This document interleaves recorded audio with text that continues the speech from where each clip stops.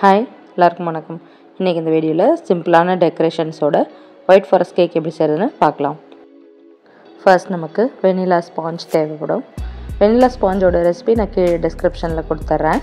ஸ்பாஞ்சை இந்த மாதிரி 3 லேயர்ஸாக நான் கட் பண்ணி எடுத்துக்கிறேன்.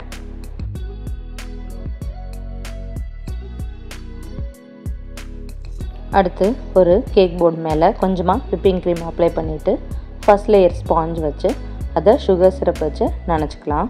அடுத்து கொஞ்சமாக விப்பிங் க்ரீம் அப்ளை பண்ணிவிட்டு அதை ஈவனாக ஸ்ப்ரெட் பண்ணி விட்டுடலாம். நான் விப்பிங் க்ரீமோட ரெசிபியும் டிஸ்கிரிப்ஷனில் கொடுத்துட்றேன்.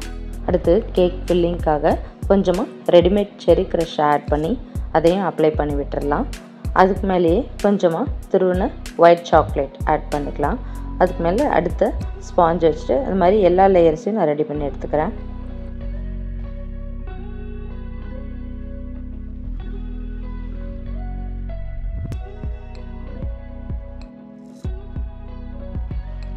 ஃபைனல் லேயர் மேலே கொஞ்சமாக க்ரீம் அப்ளை பண்ணிவிட்டு அது ஈவனாக ஸ்ப்ரெட் பண்ணி விட்டுட்டு நம்ம க்ரீம் கோட்டிங் கொடுத்து முடிச்சக்கப்புறம் ஃப்ரிட்ஜில் ஒரு 1/2 அன் ஹவருக்கு செட் பண்ணி எடுத்துக்கலாம்.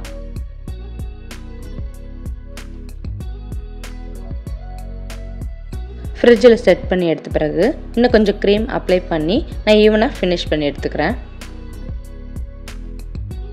அடுத்து ஒரு ஸ்க்ராப்பர் வச்சு இந்த மாதிரி சுற்றி ஒரு பேட்டர்ன் கொடுத்துக்கலாம்.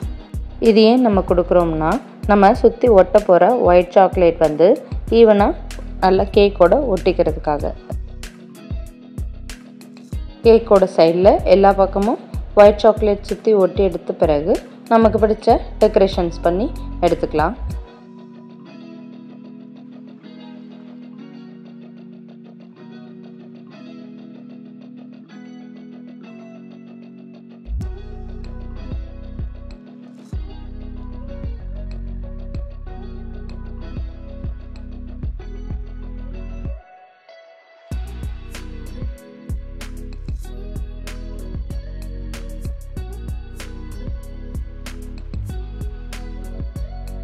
உங்களுக்கு இந்த வீடியோ பிடிச்சிருந்துச்சுன்னா லைக் பண்ணுங்கள், சப்ஸ்கிரைப் பண்ணுங்கள், ஷேர் பண்ணுங்கள் அண்ட் மறக்காமல் ஃபியூச்சர் நோட்டிஃபிகேஷன்ஸ்க்காக பெல் ஐக்கனையும் கிளிக் பண்ணிடுங்க.